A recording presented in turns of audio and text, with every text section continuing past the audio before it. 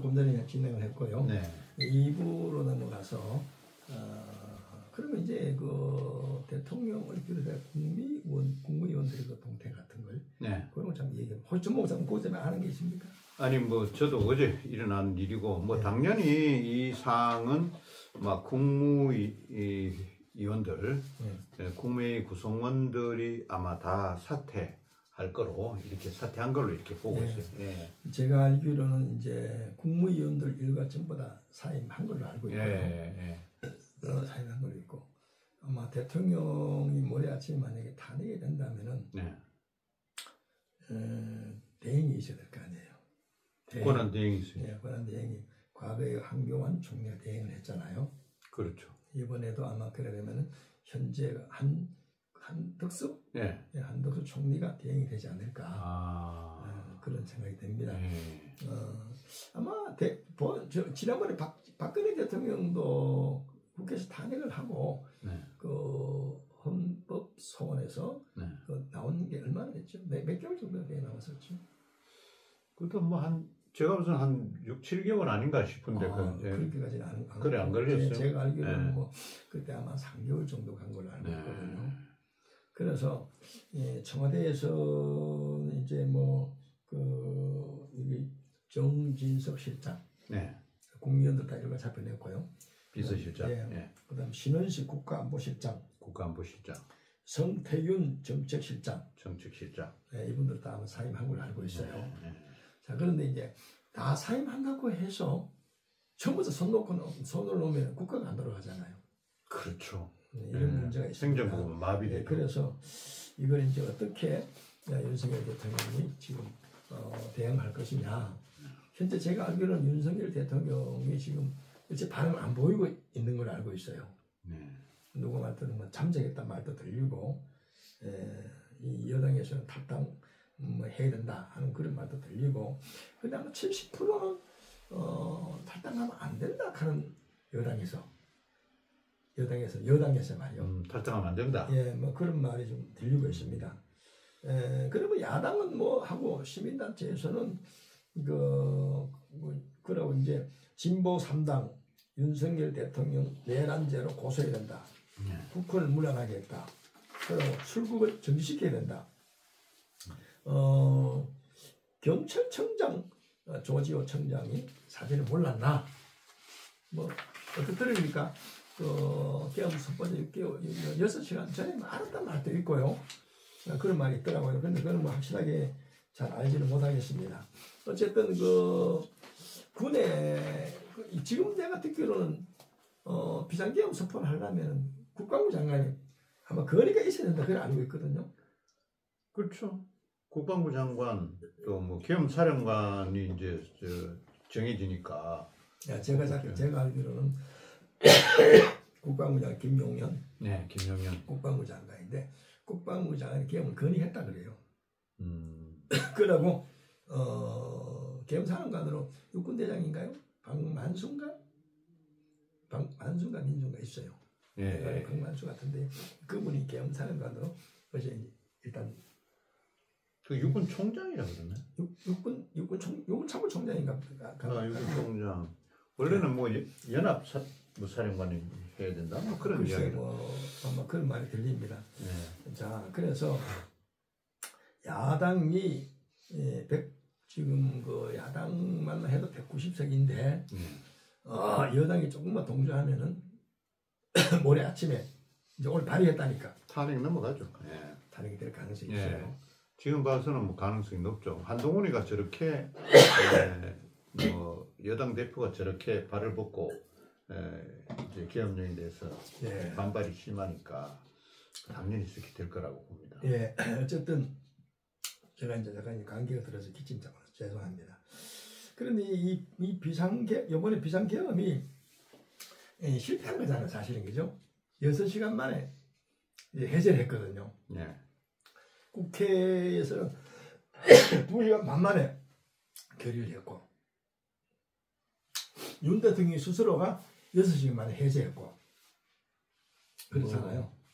뭐 결국은 실패라는 말을 쓰는데 저는 또 상황이 좀 일단은 비상계획 발동했는데 국회에서 이거를 갖다가 과반수 이상의 해제를 결의를 해서 다시 행정부로 넘어왔기 때문에 법률적으로는 이걸 갖다 당연히 해제되는 절차가 임하니까 그렇게 요식행위로 처리된 걸로 이렇게 보는데, 이렇다고 해서 이 계엄 이 자체 이 분위기가 경색된 분위기가 완전히 풀어졌을까? 그런 생각도 듭니다, 저는. 네. 그래가 지금 현재 원달러 가치가 높아지고요. 1,440원까지 갔다는 이야기. 원화 가치 내려갔다 그러고 주식도 내려갔고 금융시장이 거듭치고 있는 것 같습니다. 사실 이번 비상계엄은 제가 서로 이제 일부에서 말씀을 드렸지만 국민 전체 어떤 공감대가 부족했다. 근데 사실은 대통령으로서의 194명이나 가진 야당이 사사건건 반대하고 물고 늘어지는데 과연 그 일을 할 수 있을까요? 못하죠. 속상하죠. 이게 허수아비 대통령 된 것 같은 그런 기분 안 들겠어요? 그리고 이제 그 대통령 부인 김건희 여사에 대해서 이제 야당은 김건희의 특검을 가지고 계속 물고 늘어졌지 않습니까? 또 이제 좌절되니까 또 올리고 했단 말이에요. 이제 그래서 저는 어떻게 생각하실 때, 그런 대통령의 부인 하나 가지고 이렇게 국정을 마비시키고 이 글로벌 이 시대에 참 세계적인 어떤 그 망신을 준다는 게 너무 좀 심하지 않느냐. 물론 범죄가 있으면 범죄가 다스려야 되지만은 그거는 대통령 탄핵을 가기 위해서 중간역이죠. 궁극적으로는 그건 하나의 핑계에 불과합니다. 그래요? 바우처 그게 대단한 건 아닌데 굵어지는 거는 대통령 탄핵이라는 목표를 가기 위해서 중간 과정에서 일어난 그런 사건으로 정리한 거죠. 그거는 저들 보면 그렇다고 보여집니다. 이게 사실은 이번에 계엄이 이제 실패하게 된 여러 가지 이유들이 이제 분석했지만, 첫째 아까 제가 말씀을 드렸지만 관계 부처끼리 원활한 소통이 되지 못했다는 거, 국무위원들도 하나가 되지 못했다는 거, 군 경찰이 또 하나가 되지 못했다는 거, 이래서 아마 이번에 움직이지 않았잖아요. 어떻게 생각하면 다행으로 생각 들고요. 왜냐하면 그 사람들이 대통령 지시에 그대로 따랐다 하면은 희생 국민들이 될 수밖에 없잖아요. 그렇잖아요, 그렇죠? 그래서 그건 참 다행이다 이런 생각이 드는데, 이제 문제가 과연 이제 이 난국을 어떻게 극복할 것인가. 이제 국민의힘은 자동 질환이 일어났고, 야당은 더 똘똘 뭉칠 것이고, 그렇잖아요. 또 민주당을 중심으로 해서 시민단체들은 더 이제 앞으로 서울시청이나 광화문을 생겨서 이쪽에서 모여서 촛불 들고 아마 모르긴 해도 또 박근혜 대통령 탄핵시켰는 것처럼 그런 현상이 벌어질 거 아닙니까? 이 목적은 대통령을 조기하야시키고 대통령 빨리 새로운 선거를 하는 게 야당의 지금 보면은 일부 인사들의 아마 이야기가 쭉 나와 있습니다. 그 프로젝트는 오래전부터 있었잖아요. 있었죠. 그런데 중요한 것은 그러면 윤석열 대통령이 보호하자는 그런 측면에서 단체도 어떤 그런 맞대응식 그런 성격이 있나요? 그런 단체가 현재 있나요? 광화문이 대표적이지 않겠습니까? 윤석열 대통령을 보호해야 된다 끝까지. 자유민주주의 수호해야 되기 때문에 한미동맹도 또 계속 이어나가야 되기 때문에 그런 문제가 있죠. 이번에 윤석열 대통령이 비상계엄을 선포해서 지금 세계에서 20 몇 개국인가 이게 타진돼가지고 즉각적 반응이 바로 일어났다는 거예요. 중국은 계속해서 대한민국에서 이 비상사태에 대해서 지금 연일 방송을 계속하고 있다고 합니다. 특집 방송하겠죠. 그렇겠죠. 그래서 이 대한민국이 이거 참 짧은 역사에 6.25 전쟁 이후에 말입니다. 70년 됐잖아요, 그죠? 70몇 년 됐는데 세계적으로 경이로울 만큼 엄청난 이 국력이 상승됐잖아요. 그렇죠.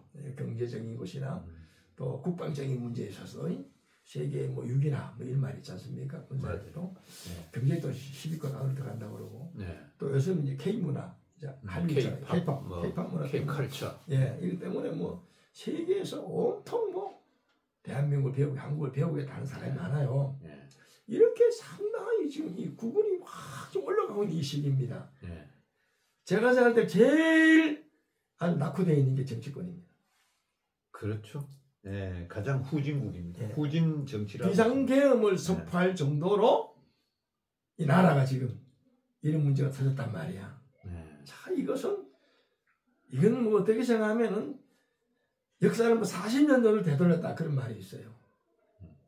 뭐 제가 다행히 오늘 제가 밖에 좀 나가 보니까 뭐 국민들은 뭐 전혀 요동치지 않고 움직이고 있습니다.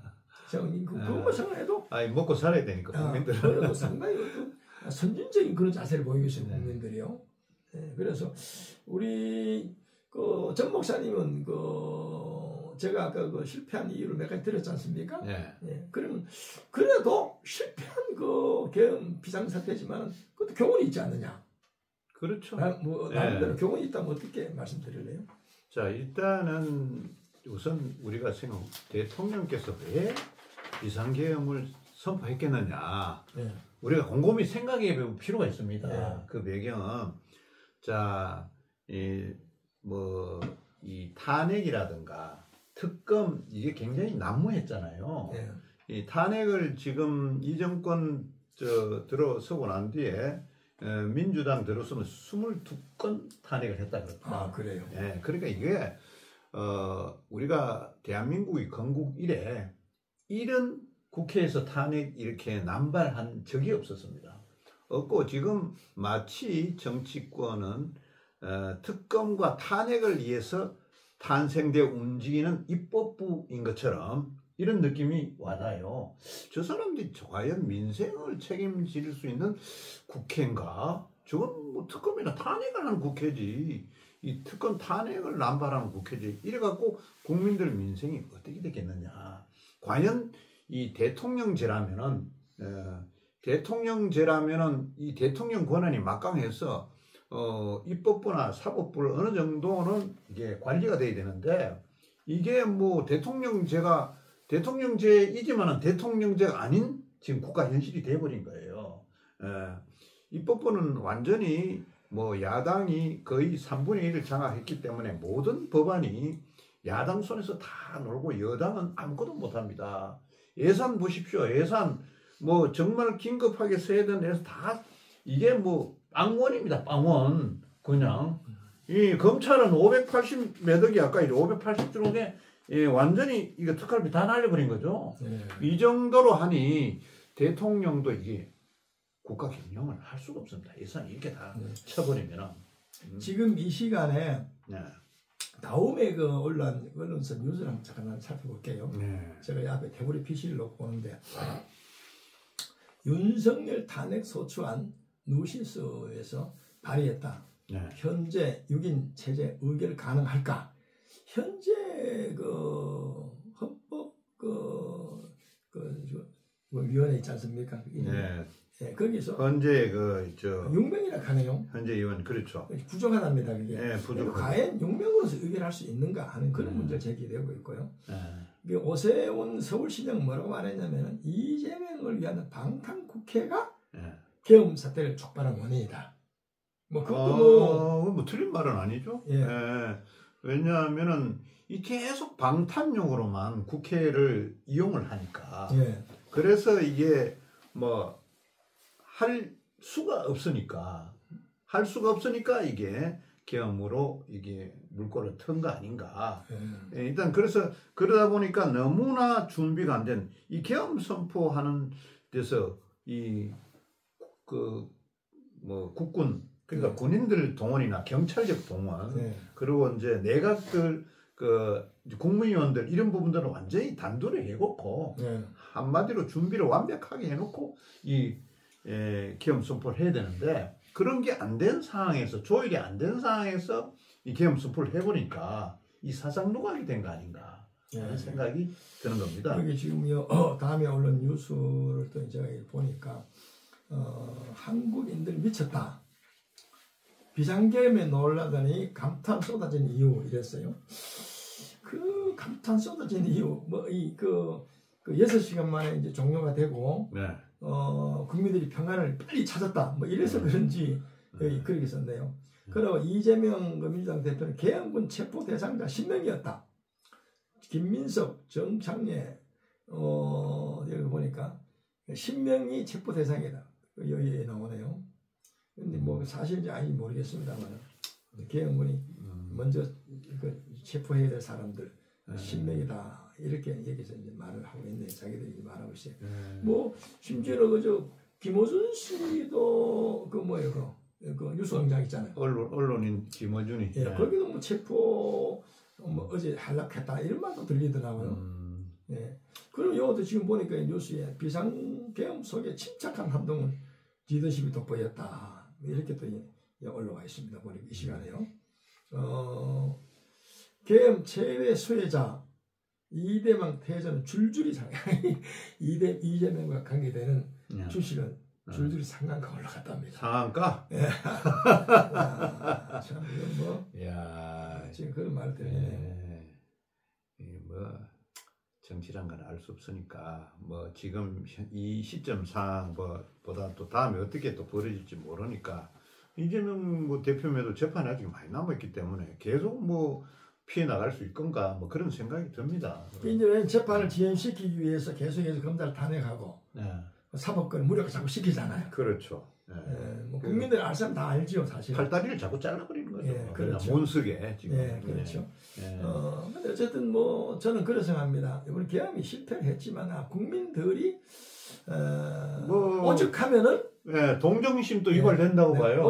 오죽하면 속상하면 계엄을 선포했을까. 그래서 종북 좌파 척결 자유민주주의 수호 헌정 질서 수호한다. 그렇죠. 뭐 이렇게 말했는데 윤 대통령이 아마 거기에 대해서 보수 세력들이 어떻게 생각하면 더 결집할 수도 있다. 그렇죠. 그래서 결집 보수 입장에서는 뭐 신호탄이겠죠. 윤석열 대통령을 도중에 끌어내리려 하는 그 측에서도 결집을 하지만 그렇죠. 어떻게 생각하면은 나름대로 국가와 민족을 생각해서 윤석열 대통령 개인이 좋아서라기보다는 국가를 생각해서 그렇죠. 두 번 연이어 이 탄핵이 연이어는 아니지만은 탄핵이 이루어진다면 불행하지 않습니까? 그런 문제가 발생할 수가 있다 이런 생각이 듭니다. 그리고 이제 그 윤석열 대통령이 비록 이제 계엄은 실패했지만은 6시간 만에 본인 입으로 또 해제를 했어요. 이걸 어떻게 생각하면 쉽지 않은 일이죠. 우리 헌법에 있는 대로 대통령이 계엄을 선포할 수가 있고 또 헌법에 있는 대로 국회에서 결의하니까 또 받아들여졌어. 그렇죠. 야 이거는 또 어떻게 생각하면 참 뭐 나름대로 또 젠틀맨이죠. 그렇다고 볼 수 있어요. 어쨌든 앞으로 사태는 쉽게 봐야 되겠지만 윤석열 대통령 개인에게 상당히 불행한 일이다. 그런 생각이 들고요. 제 생각으로 상당히 안타까운 생각이 듭니다. 저는 그 정권을 교체해가지고 이제 집권은 반 좀 넘어갔잖아요. 그렇죠. 집권이 이제 5년 임기 반 좀 넘어갔는데 너무나 불행한 일이라 이런 생각이 들고 어쨌든 이거 앞으로 우리나라가 더 안정되게 또 이 남북 대치는 상황이니까 그렇죠. 이런 문제를 잘 고려해서 국민들도 좀 여야를 가리지 말고 이념을 가리지 말고 그렇게 좀 했으면 어떻겠는가 하는 그런 생각이 들어요. 이제 국민들 머릿속에는 대통령 오죽하면은 저렇게 했다가 또 다시 이제 국회에서 저렇게 또 결의해가 넘어오니까 또 풀어주는 해제하는 것도 또 했고 하니까 어떻게 보면은 대통령의 마음을 상당한 국민들이 이해할 거라고 봅니다. 저는. 그렇죠. 이해할 수 있다고 저는 봐요. 오늘 우리 이 목사님 혹시나 뭐 우리 이 비상계엄에 대해서 혹시 한 말씀, 요 말씀 드리고 싶다 하는 게 있으면 그거 상해 보시죠. 이제 저 같은 경우에는 이게 어저께도 그 새벽에 가가지고 봤는데 그 계엄을 선포를 하게 되면은 이제 아까 또 이제 그 거론이 됐었는데 그 미리 준비를 하고 계엄을 선포를 해야 되는데 윤석열 정부 같은 경우에는 지금 그 대비가 없이 그 계엄 선포를 하지 않았나. 이제 왜 그러냐면 이제 어저께 국회의사당 앞에 가서 보니까 그 경찰들이 그 나와 있는 사람들을 통제를 해야 되는데 통제 자체를 안 하고 있어요. 통제 자체를 안 하고 있고 그다음에 계엄령이 선포가 된다 그러면은 군이 먼저 그 출동을 해야 되거든요. 그렇죠. 그 군이 먼저 출동을 해야 되는데 아예 군인 자체는 안 보여요. 이제 어저께 이제 그 들어가면서 보면은 헬기만 몇 대 들어가는 거에 보이고 그 뜨는 것만 보였지 실질적으로 그 군인들은 얼굴도 못 봤어요. 그때는 아마 해제 결의되는 거 보고 다 빠져나갔어요. 그렇지. 아마 그 국회에서 어제 0시 40분인가 그 결의했습니다. 그러니까 그래서 그걸 군이 또 빨리 받아들였어요. 다행히. 그러니까 이게 왜 그러냐면은 이게 군인이 이제 그 뉴스 상에 나온 거 보면 뭐 200 뭐 몇 명이 그 이제 왔다 그렇게 했는데 그걸 가지고 통제가 됩니까? 그렇지. 그 넓은 그 국회의사당 그 자체가 통제가 된다고 보십니까? 그건 그렇죠. 안 되거든요. 그러니까 이게 지금 보게 되면은 군경이 하나가 돼야 되는데 통수권자 자체를 그 무시하지 않았나 그렇게 보고 있습니다. 그래. 우리 저 김 목사님은 이번에 비상사태를 통해서 뭐 혹시 뭐 한 말씀 할 수 있는 게 해보세요. 일단 윤 대통령께서 비상경영을 선포한 것은 국가적인 차원에서 잘 하신 것 같은데 일단 아쉬웠던 것은 거기에 계엄령을 선포한 이후에 그 모든 상황들이 일사천리에 진행될 수 있도록 먼저 준비가 다 되어 있어야 되는데 그런 준비가 너무 미흡하지 않았나 그런 안타까움을 느꼈습니다. 네. 오늘 저 갑자기 우리 그 동료들을 모시고 비상계엄 선포에 대해서 몇 가지 좀 살펴봤습니다.